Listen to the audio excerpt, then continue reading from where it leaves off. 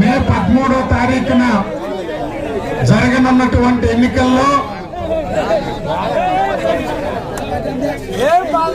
MP అభ్యర్థిగా పోటీ చేస్తున్న వేమిరెడ్డి ప్రభాకర్ రెడ్డి గారు, ఎమ్మెల్యే అభ్యర్థిగా పోటీ చేస్తున్న కావ్య కృష్ణ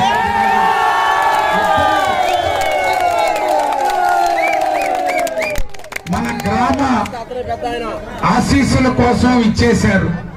ఈరోజు తెలుగుదేశం, భారతీయ జనతా పార్టీ, జనసేన పార్టీ మూడో కూటమిగా ఈరోజు దేశంలో మోడీ గారి నాయకత్వం, చంద్రబాబు నాయుడు గారు, పవన్ కళ్యాణ్ గారు, ఈరోజు మూడు పార్టీలు కలిసి ప్రజల ముందుకు వచ్చినాయి. నిన్ననే మోడీ గారు వచ్చారు. ఆంధ్రప్రదేశ్ లో విజయవాడలో పిఆర్ లో మీటింగ్ పెట్టారు. మోడీ గారు ఏం చెప్పారు? 5 సంవత్సరాలుగా ఆంధ్రప్రదేశ్ లో యువకులకు ఉద్యోగాలు లేకుండా పోయాయి, నష్టం జరిగింది. 5 సంవత్సరాలుగా ప్రభుత్వ ప్రైవేటు ఉద్యోగాలు లేక ఆంధ్రప్రదేశ్ నష్టపోయింది. మళ్ళీ ఎన్డీఏ కూటమి, చంద్రబాబు నాయుడు గారు, నేను ఈ ఆంధ్రప్రదేశ్ కి రాజధాని లేదు, అమరావతి లేదు, ఉద్యోగాలు లేవు. ఉండేది ఏంటంటే ఇసుక, మద్యం, దోపిడీ అని చెప్పి ప్రధాన మంత్రి గారు స్వయంగా చెప్పాల్సిన పరిస్థితి. మాఫియాని నేనే అణిచేస్తా అని మోడీ గారు చెప్పారు నిన్న. ఈరోజు మన గ్రామం నుంచే దయచేసి ఒక్క 5 నిమిషాల అవకాశం ఇవ్వండి నాకు. ఎందుకంటే లాగి మాట్లాడలేకున్నా. నేను ఒకటే చెప్తున్నా, 94 నుంచి 94లో మన గ్రామం ఒక పెద్ద సంక్షోభం వచ్చింది. తీవ్రమైనటువంటి ఘర్షణలు జరిగినాయి. అప్పటిదాకా ఎమ్మెల్యేగా ఉన్న విష్ణువర్ధన్ రెడ్డి గారికి వ్యతిరేకంగా పెద్ద ఘర్షణే జరిగింది. గ్రామం చీలిపోతూ అనుకున్నారు. గ్రామం చీలిపోతే 4 ఊర్లు అవుతాయని అందరూ ఎదురు చూశారు. కానీ తెలుగుదేశం ప్రభుత్వం ఏర్పడ్డాక అందరినీ కాళ్ళు గడ్డాలు పట్టుకొని గ్రామాన్ని ఒకటిగా నిలిపాం.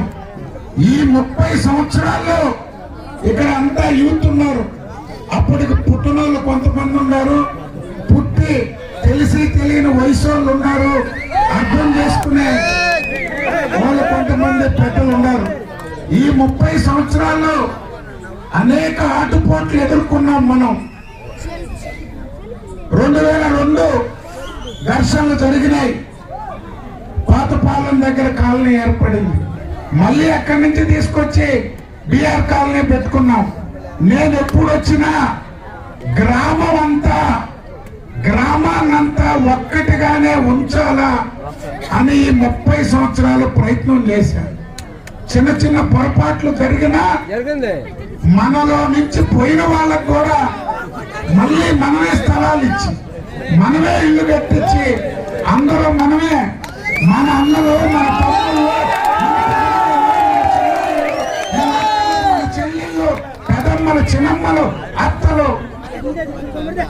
గొడవలు జరిగి బయటకు పోయినా అందరూ మనగానే చూసుకున్నాం. నేను 2019లో కూడా మనకి ఇదే రావడం ముందు కూర్చొని చర్చ వచ్చింది. నేను ఒక్కటే చెప్పా, అయ్యా ఇక్కడ సమస్యలు పెట్టుకోవద్దు, 100కి 100 ఓట్లు. ఇన్ని సంవత్సరాలు, 25 సంవత్సరాలు తెలుగుదేశం కేసారు. ఏదైనా సమస్య వచ్చి కొంతమంది ఇతర పార్టీలకు వెయ్యాలంటే ఇక్కడే దేవళం ముందు కూర్చొని దండం పెట్టి చెప్పా. 300 ఓట్లు గొడవ పడొద్దని చెప్పా. ఎందుకంటే బాధ తెలుసున ఈ 30 సంవత్సరాల్లో కుర్రు చంద్రబాబు నగర్ అయింది, ఆదినారాయణపురం అయింది, కొత్త కుర్రు ఏ విధంగా ఉందో. పాతపాలెం నుంచి వచ్చి ఎన్టీఆర్ నగర్ ఏర్పడింది. ఈరోజు ఆదినారాయణపురం మనం నుంచి పంచాయతీ నుంచే వెళ్ళిపోయింది, అల్లూరులో పోయి చేరింది. ఇంటి స్థలం మనం ఇచ్చాం.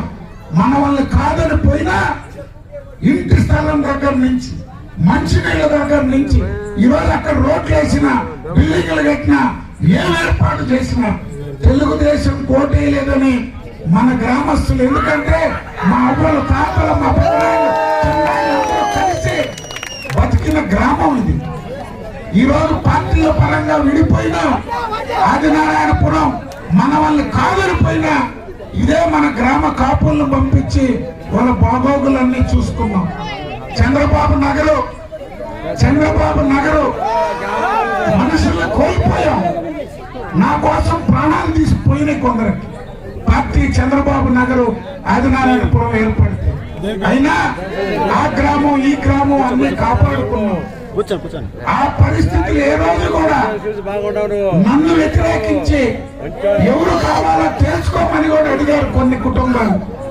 కాళ్ళు ఒక్కటే పట్టుకోవాల బతిలాడుకున్నాం, వద్దు అందరం కలిసి ఉన్నామని. పోయినా మళ్ళీ వాళ్ళు కలుపుకొని ఈరోజు గ్రామం అంతా ఒకటిగా ఉన్నాం. నేను కోరేది ఒక్కటే, ఆలోచించండి. నేను ఆలోచించమని కోరుతున్నాను. తెలుగుదేశం పార్టీకి ఎందుకు ఓటేయాలనేది ఒక్కసారి మన గ్రామం ఆలోచించాలి. ఈ 30 సంవత్సరాల్లో తెలుగుదేశం పార్టీ తప్పక